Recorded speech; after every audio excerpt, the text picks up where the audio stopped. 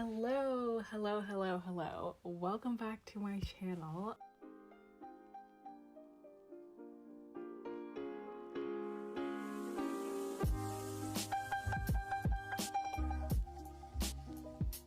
I feel like it's been absolutely forever since I did a sit-down video, so I'm very excited for this one. Today I'm going to be talking about my 2020 book wrap-up. I read 6 books this year, which I know is not a lot in comparison to a lot of other booktubers, but it was actually pretty good for me, so I wanted to just do a quick recap of them. Before I get into this video, if you haven't already, be sure to check out my Vlogmas that I did over the past 12 days. There will be a link to the playlist in the description, or there will be a link to the playlist in the iCards, or I'll just have the videos linked in the description. But yes, without further ado, let's just go ahead and get started with this 2020 book wrap-up video. So for this book wrap-up video, I'm not really going to be talking about the actual plot of the book. I'm just going to jump in and talk about my opinions, but if I can find one, I will put a link to the summary in the description. But the first the first book, I think this is the first book that I read, I don't know, they're not in order, was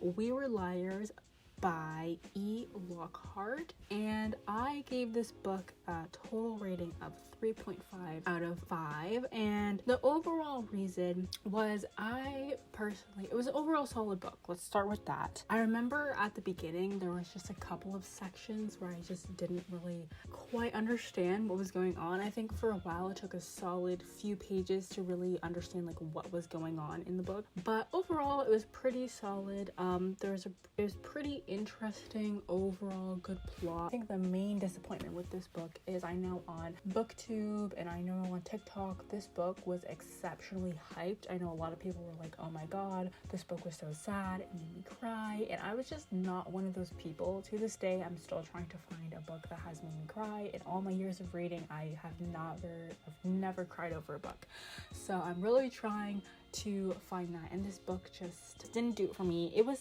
sad, but I just didn't find it to be that overtly sad. Also, another thing about this book, so this is a huge spoiler alert, so I will put the timestamp to skip if you do not want to hear about the spoilers. Just skip on to the next one. But one thing about the book that I didn't really understand at the end, and I don't know if this was just like not meant to be understood, and I don't know if the author wrote this to kind of highlight the fact that they were very young and just didn't really understand the significance of starting a fire, but I didn't really get how at the end, spoiler alert, okay, I didn't really understand at the end how they died. Like, it didn't really make any sense to me. I know they had a rough plan as to how they were going to burn the house down and then somehow make it out, but I don't really understand how they assumed that was going to work if they were setting the house on fire while they were still in the house. Like, that just doesn't make any sense to me.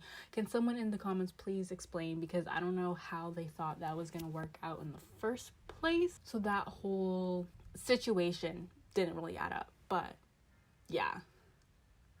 So I'm realizing now I don't think these books are in order in the order that I read them, but the next one I'm going to be talking about is called The Unhoneymooners by Christina Lauren, and it was actually a really good book. I actually got a lot of these book recommendations from Nicole here on YouTube. She's also a fellow booktuber, and she does a lot of monthly book wrap-ups, which I really appreciate because it always gives me great ideas for new books to read.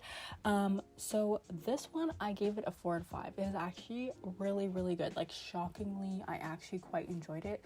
It was very entertaining, very funny. Like, this is actually a book that I was genuinely laughing out loud when I was reading it. It was pretty interesting plot, and it wasn't too short and it wasn't too long. Kind of the main part of the book was not super long, and it wasn't so short to the point where it was like, okay, maybe elaborate more. But yeah, it was a very solid book. It was almost like kind of realistic in a way. Like, if this were to happen in real life, I can kind of see this actually playing out, which is something that I actually really look for in nonfiction, or fiction.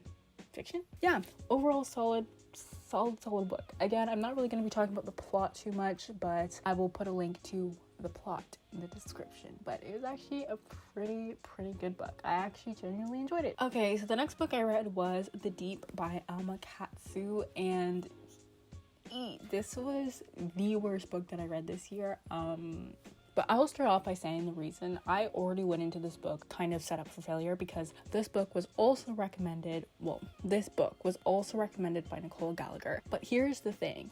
She recommended another book called The Deep by a different author, and I guess I didn't put two and two together when I purchased it on Amazon, and I read the wrong book. Like, I literally read the entire book, and towards like 2/3 of it I was like, wait, this isn't what Nicole described in her book wrap up. So already it was very disappointing, because the one that Nicole recommended sounded really interesting. But this book, oh boy, was it a ride. I gave this 1 out of 5. It was very chaotic. One of the very first things that I disliked about this book, it was one of those stories where it switched perspectives, which I know in most cases is actually good. You know, it's really nice to see the perspectives and the point of view from two different characters. But this book took it to a whole nother level.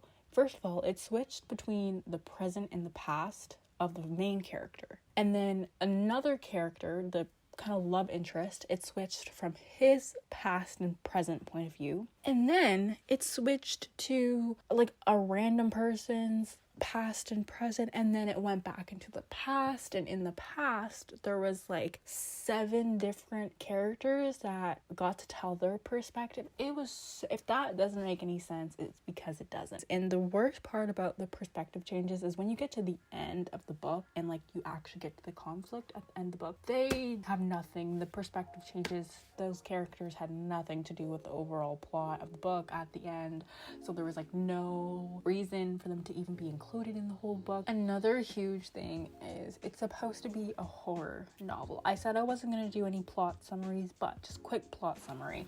Basically, this book is about like a haunting on the Titanic, and like just there's kind of like an evil spirit that's haunting the Titanic is essentially the premise of this book, and there is no horror at all. When you get to the depths of it, there's just nothing there. It's just very weird. The main character is low-key kind of creepy, and let's get to the whole, this is gonna be a huge spoiler, but at the end, let's talk about the end. And again, spoilers, so just skip this, but the end with Annie and Mark really irked my spirit, because I just don't understand how, if Annie and Mark have beef, why they have to drag the rest of the boat with them. Now, I think she wrote that whole end scene to kind of have it be related to the actual situations of the Britannica and the sinking of the Britannica, but like, I'm like, did you really have to drive the boat into the landmine? Like, over y'all's beef, I don't know.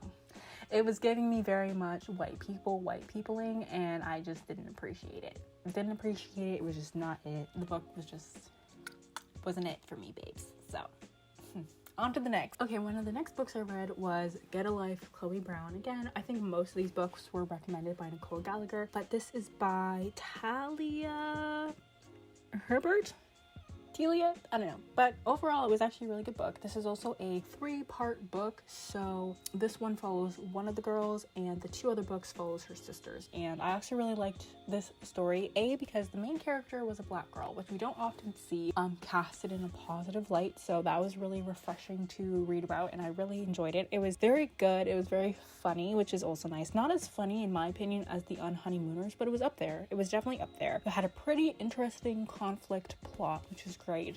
One thing about it, though, I feel like it was kind of written in almost a YA style in a way, which also is the same as the other book that I'm going to get into. But overall, it was pretty good. I don't know if I said this, I gave it a 3.5 out of 5. So it was not bad. It was not bad at all. Oh, another spoiler, so skip over this part. I'm so sorry. But one of the huge spoilers about it is I didn't like how she never ended up finishing her bucket list. Like, I remember at the end, it was kind of thrown into the epilogue of like, oh yeah, we kind of sort of finished it. I just feel like, wasn't that the whole point of the book, for her to finish her bucket list, and then she didn't even end up finishing the bucket list? I feel like the whole book was kind of really focused on the sex between her and her love interest, which also, let's get into that, the sex scenes. It was giving me very much like a middle school boy wrote that. It was very awkward. It was not giving me any spice. It felt like it was trying so hard to be this passionate, sexy scene, and it just wasn't it. It was so awkward.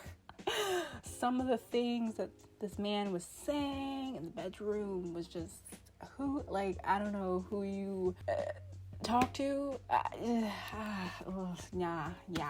was, But overall, the book wasn't bad. So let's get to the next one. Okay, so the next book that I read actually more recently was called My Favorite Half Night Stand, and this book was also by Christina Lauren. I read a lot of her books this year. Overall, I gave this a 3 out of 5. It was pretty good. Again, recommended to me by Nicole Gallagher. It was overall good. It was funny, but similar to Get a Life, Chloe Brown, I felt like this one had a very huge YA vibe, like very YA. I felt like Get a Life, Chloe Brown was more adult fiction, and then this one was giving me very much YA vibes, but it was still fun. It was a very short read. I would say I read it quite quickly. The book went quite fast. It wasn't one that took me a long time to read. The reason I gave it a 3 out of 5 was just the main character was really freaking annoying. Like I said, I'm not really gonna get much plot context for these books, but for this one, basically it's a friend group with one girl and I think 4 guys, and they all decide to join a dating app to find dates. Is that what you do? They all decide to join a dating app, and the girl in the friend group and one of the guys in the friend group end up matching with each other. But spoiler, the girl ends up catfishing the guy essentially, and I just felt like I thought it was a really shitty thing to do.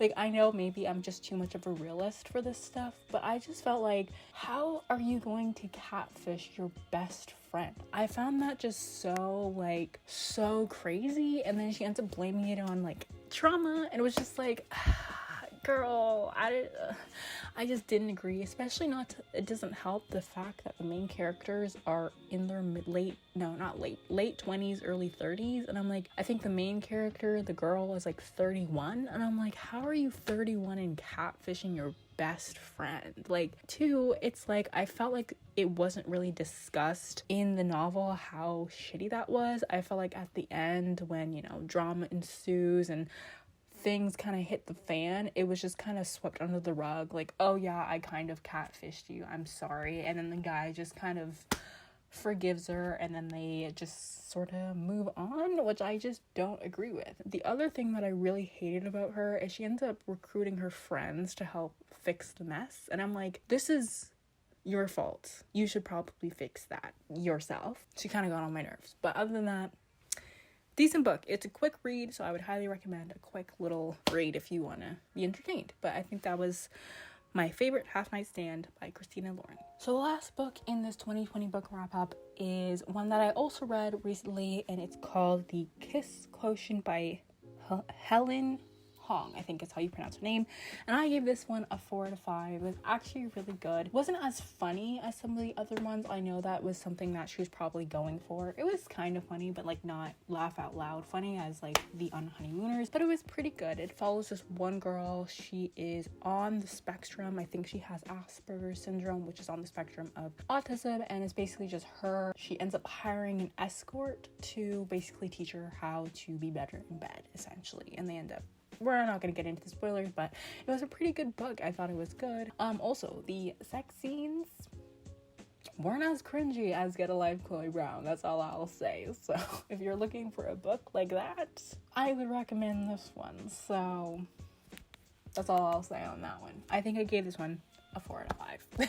Okay, so that's the end of my book wrap up 2020. I really hope you guys enjoyed. I'm sorry it was a bit chaotic. I'm trying to finish this video before my battery dies. But yeah, I'm very excited to start more videos and make more content in the new year. So if you're not already, be sure to subscribe to this channel, like, comment, and share on this video. I would highly appreciate it. Also, if you've read any of these books, be sure to comment them down below. I would love to hear your opinions on them and see if maybe we thought the same thing, especially about The Deep, because that book was not it. But anyways, I will see you guys in my next video, and I'll talk to you guys later. And if I don't see you before the end of the new year, have a really happy new year. Bye, guys.